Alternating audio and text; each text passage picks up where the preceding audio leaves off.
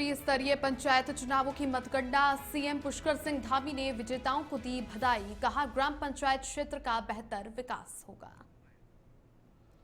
मनसा देवी भगदड़ मामले की मजिस्ट्रियल जांच शुरू। पुलिस ने अज्ञात के खिलाफ दर्ज किया मुकदमा। सीसीटीवी फुटेज और गवाहों के बयान दे रही पुलिस।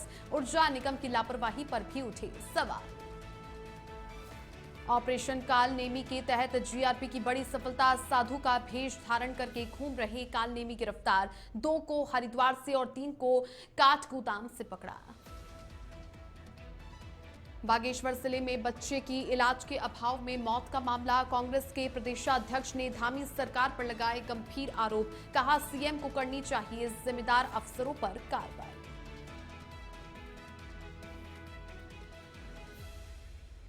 नमस्कार, वंदे भारतम, इंडिया अहेड देख रहे हैं आप और आपके साथ हूं मैं छवि फागना। बुलेटिन की शुरुआत करते हैं। मुख्यमंत्री पुष्कर सिंह धामी ने पंचायत के चुनाव जीतने वाले प्रत्याशियों को बधाई दी। उन्होंने कहा कि पंचायत के चुनावों में अच्छे परिणाम आ रहे हैं। इसके बाद ग्राम पंचायत और क्षेत्र पंचायत में बेहतर विकास हो सकेगा।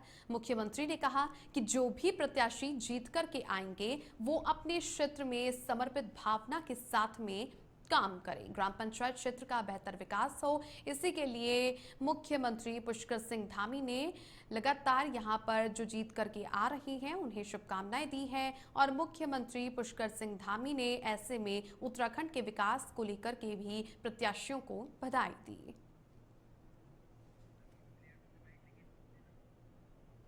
चल रही है, अच्छे परिणाम आएंगे और राज्य को विकास की गति प्रदान करेंगे। इस चुनाव के बाद हमारे सभी पंचायतों के प्रतिनिधि जीत कर आएंगे और तेज गति से राज्य के विकास में, समाज के अंतिम छोर में रहने वाले ग्राम सभाओं में विकास के लिए अपना योगदान देंगे। सभी मिलकर हम लोग उत्तराखंड को देश का श्रेष्ठ राज्य बनाएंगे।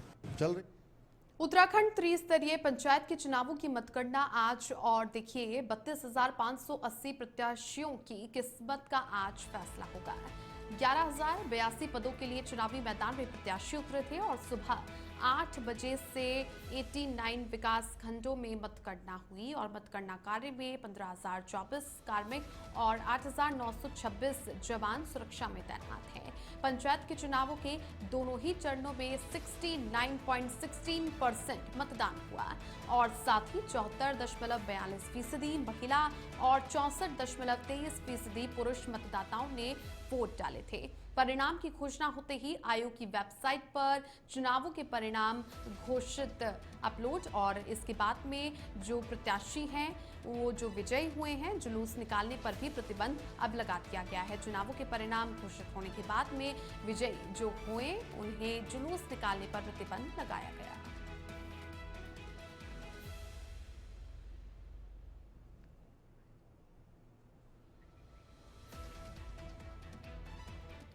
प्रदेश में त्रिस्तरीय पंचायत के चुनावों के नतीजे आज आने वाले हैं और खबर उधम सिंह नगर के बाजपुर के इंटर कॉलेज में मतगणना चल रही है। मतगणना को शांतिपूर्ण संपन्न करने के लिए प्रशासन पूरी तरह से अलर्ट मोड पर दिखाई दे रहा है। जिला अधिकारी नितिन सिंह भदौरिया और एसएसपी मणिकांत मिश्रा ने मतगणना स्थल का निरीक्षण किया और मतगणना स्थल पर तैनात सभी आला अधिकारियों को सख्त से सख्त निर्देश दिए। बता दें कि मतगणना स्थल के बाहर लोगों की काफी संख्या में भीड़ भी जुटी हुई है। इसी के चलते भारी संख्या में पुलिस फोर्स को भी तैनात किया गया है।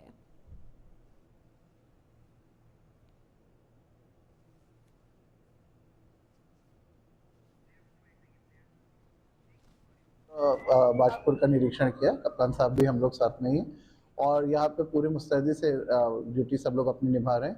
फर्स्ट राउंड लगभग खत्म पे है, हमारे कंप्लीशन पे है और सभी लोगों से हम लोगों ने बात भी की। अभी कोई ऐसी असुविधा किसी ने वो नहीं की और आरओ भी अपना काफ़ी यहाँ पे आरओ एसडीएम और सभी अधिकारियों को तैनात किया गया।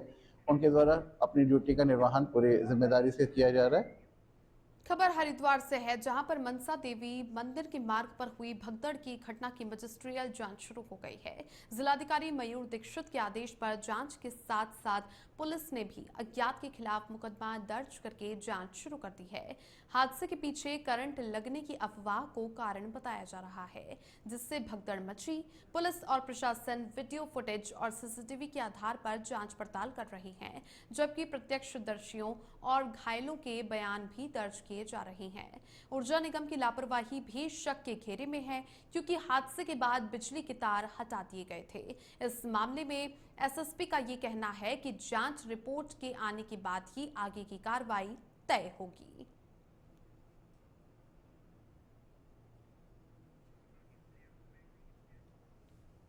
मनसा देवी प्रकरण में पुलिस के द्वारा गंभीरता से इस पूरे प्रकरण को लिया गया है। तत्काल पुलिस की ओर से अभियोग भी पंजीकृत किया गया था, जो अफवाह फैलाने वालों के ही अगेंस्ट है। इसमें जो लोगों के द्वारा इस प्रकार की अफवाह फैलाई गई, जो करंट से संबंधित थी, तो जिसको लेकर भगदड़ भी मची थी, उस स्टैम्पीड के लिए जो भी व्यक्ति जिम्मेदार है उसको पुलिस के द्वारा चिन्हित किया जा रहा है और जल्दी उसके खिलाफ जो भी वैधानिक कार्रवाई है। उत्तराखंड में स्वास्थ्य सेवाओं को बेहतर बनाने के लिए प्रदेश की सरकार की ओर से लगातार दावे किए जा रहे हैं, लेकिन कुछ ऐसे मामले भी सामने आ रहे हैं जिससे इन दावों की पोल भी खुली जा रही है। बागेश्वर जिले में 1.5 साल के बच्चे के इलाज के अभाव में मौत के मामले को लेकर विपक्ष ने सरकार पर जमकर हमला बोला। कांग्रेस के प्रदेश अध्यक्ष करण माहरा ने कहा कि सरकार शिक्षा, स्वास्थ्य और अन्य विषयों पर काम न करके जनता को अन्य मुद्दों के जरिए बरगला रही है। कांग्रेस के प्रदेश अध्यक्ष ने मुख्यमंत्री पुष्कर सिंह धामी पर सीधा हमला बोलते हुए कहा कि मुख्यमंत्री धामी को जिम्मेदार अफसरों पर कार्रवाई करनी चाहिए। फिलहाल इस मामले में मुख्यमंत्री पुष्कर सिंह धामी ने कुमाऊं कमिश्नर को जांच के निर्देश दे दिए हैं।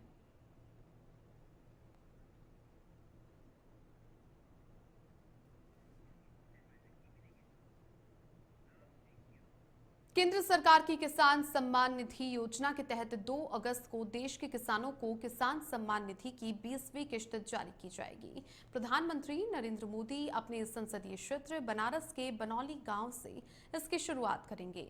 इस योजना के तहत उत्तराखंड में भी 8,28,787 लाभार्थियों को किसान सम्मान निधि के रूप में 184.25 करोड़ की धनराशि वितरित की जाएगी। बता दें कि इससे पहले देश भर के किसानों के साथ साथ उत्तराखंड में भी किसानों को किसान सम्मान निधि के रूप में 19 किश्तों में 31,011.49 करोड़ की धनराशि वितरित की जा चुकी है।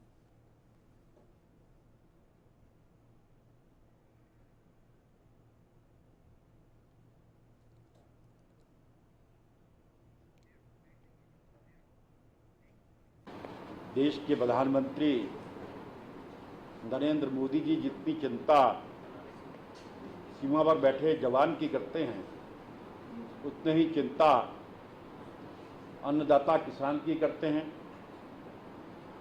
माननीय प्रधानमंत्री जी किसान सम्मान निधि की 20वीं किस्त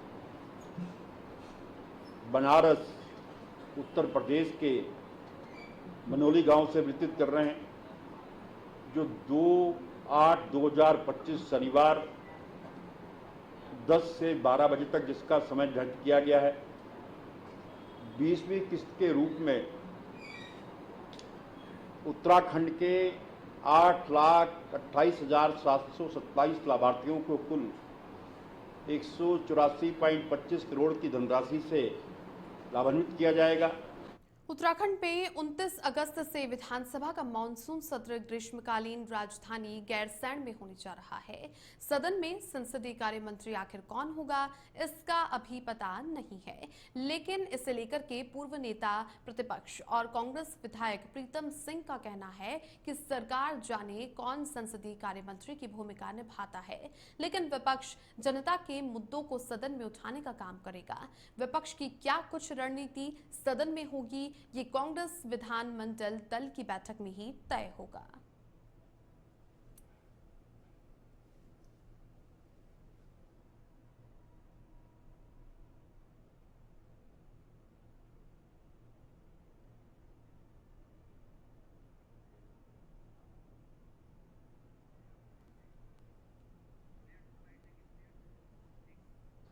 देखिए, धर्मांतरण अगर आदमी स्वयं की इच्छा से करे तो इसमें तो मैं समझता हूँ कि कानून की कोई बाध्यता नहीं, और अगर लोभ में जबरदस्ती कोई धर्मांतरण होता है तो उसके लिए कानून में पूर्व में ही व्यवस्था है। संविधान भी जो है इसकी इजाजत नहीं देता है। और मैं समझता हूँ कि अगर लोभ में या दबाव में कोई धर्मांतरण कराने का प्रयास करता है उसके खिलाफ कार्रवाई होनी चाहिए।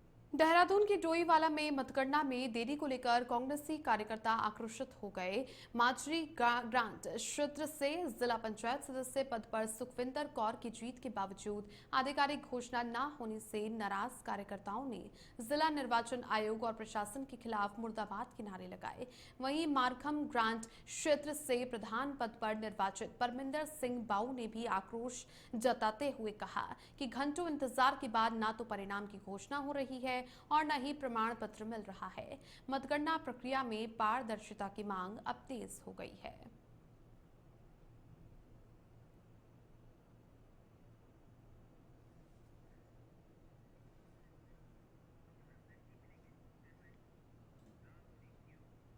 उत्तराखंड में अवैध रूप से संचालित मदरसों पर लगातार सीलिंग की कार्रवाई जारी है। प्रदेश में जो मदरसे पंजीकृत या फिर मान्यता प्राप्त नहीं हैं, उनको लेकर अब नैनीताल हाईकोर्ट ने भी बड़ा फैसला दिया है।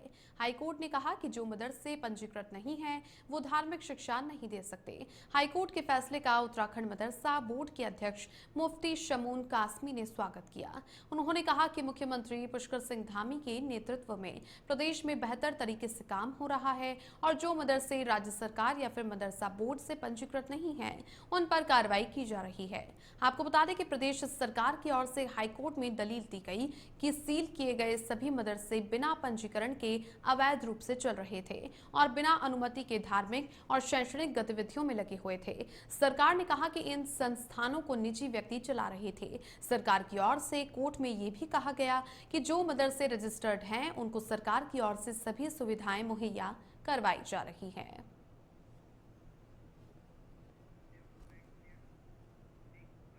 आज माननीय उच्च न्यायालय के आदेश ने यह साबित कर दिया है कि उत्तराखंड सरकार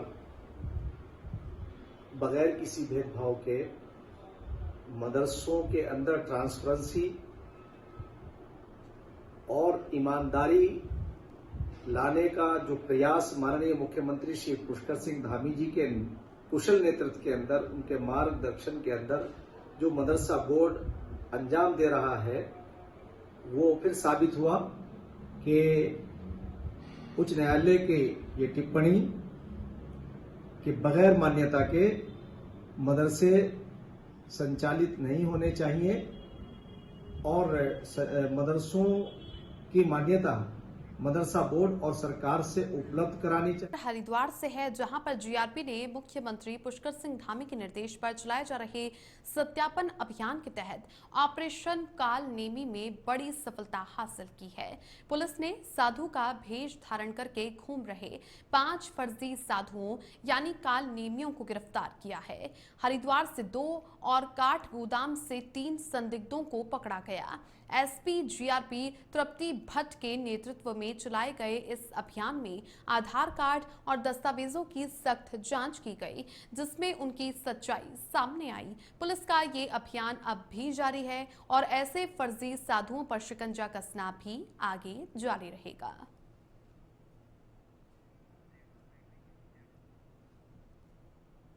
ऑपरेशन कालनेमी के तहत हमारे द्वारा लगातार सभी रेलवे स्टेशन के आसपास सघन चेकिंग अभियान चलाया जा रहा है, जिस क्रम में हमारे द्वारा 5 संदिग्ध व्यक्ति ऑपरेशन कालनेमी के अंतर्गत पकड़े गए हैं, जिनके विरुद्ध विधिक कार्रवाई की जा रही है और आगे भी इधर हरिद्वार में मनसा देवी भगदड़ हादसे के बाद प्रशासन ने अतिक्रमण के खिलाफ निगाहें टेढ़ी कर ली हैं और आज डीएम और एसएसपी ने प्रशासनिक टीम के साथ सुभाष घाट, अपर रोड, मोती बाजार समेत मुख्य बाजार के कई इलाकों में औचक निरीक्षण किया।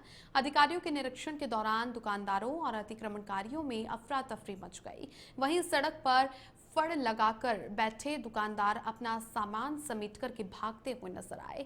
जिले की मुख्य बाजार की तंग गलियों में जायजा लेने पहुंचे अधिकारियों ने कई दुकानदारों को कड़ी फटकार लगाई। डीएम ने कहा कि हरिद्वार में सक्रिय गलियों और ज्यादा भीड़भाड़ वाले क्षेत्रों को अतिक्रमण मुक्त करने के लिए लॉन्ग टर्म और शॉर्ट टर्म प्लान बनाए जा रहे हैं। नगर आयुक्त को अतिक्रमण करने वाले लोगों के खिलाफ चालानी कार्रवाई करने के भी निर्देश दिए हैं। वहीं पर एसएसपी ने भी नियमों का उल्लंघन करने वाले लोगों पर कानूनी कार्रवाई करने की बात कही।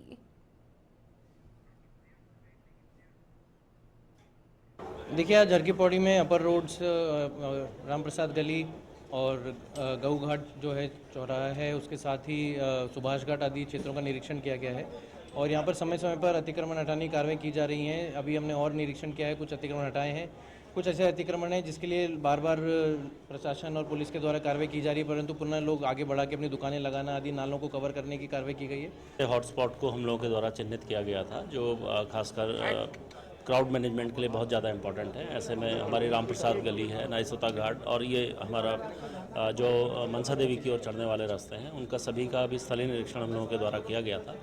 इसमें क्या अरेंजमेंट्स आगे किए जाने हैं, जैसे मनसा देवी में हम लोगों के द्वारा सीढ़ी मार्ग को पूर्णतः अभी बंद कर दिया गया है। अभी सिर्फ सड़क मार्ग से ही।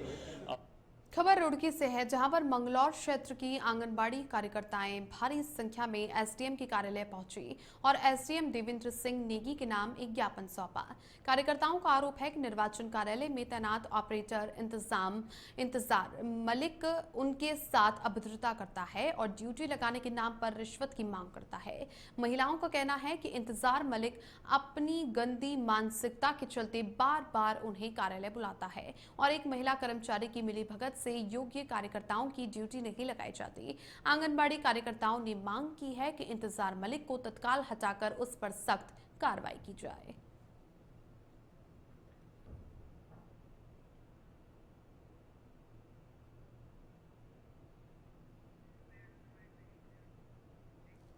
अब जो हमारे बीच की महिलाएं हैं 50 साल की हो गई हैं, वो फील्ड वर्क नहीं कर सकती। और अभी क्या हुआ है फिलहाल में, अभी बता रहे हैं कि जो हमारे पहले हमने ड्यूटी करी थी, तो मैं भी खुद हूँ, मेरी भी एज 58 के करीब हो गई है।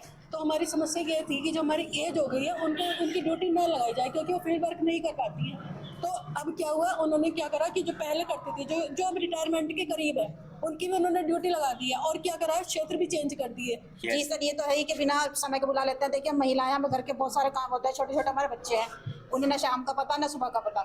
दूसरे उनका अपना काम होता है, किसी भी समय बुला लेते हैं, और अगर हमारा काम होता है तो हमारे तरफ देखते भी नहीं है बिल्कुल। हम चाहे 1 घंटा खड़े रहें उनके पास। और सर, महिलाओं के प्रति मतलब कहने का उन्हें पता नहीं है कि मैं क्या बोल रहा हूँ। अभी हमारी एक बहन का बच्चा बीमार था, उसने फोन किया कि सर मैं काम नहीं कर पाऊंगी।